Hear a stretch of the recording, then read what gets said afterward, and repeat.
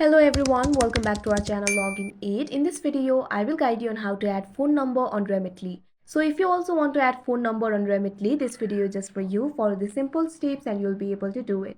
So first of all, what you have to do is launch open Remitly application.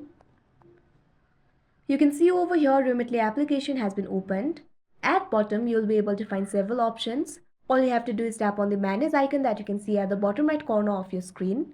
Now you can see over here you'll be led to the manage interface. Over here you'll be able to find several options. You can find the option for profile over here. All you have to do is tap on it. Now you can see over here you'll be able to access the profile information from here. Here you'll be able to see several informations. At third you'll be able to see the option for phone number. Right next to it you'll be able to see the option for add. All you have to do is tap on it. Now from here you'll be able to add the phone number. Make sure to select the country code as well. Simply tap right over here. Now from here you'll be able to select the country code. Simply tap on the country. After that country code will be selected. Now enter the phone number. After that, simply tap on the save option that you can see right over here.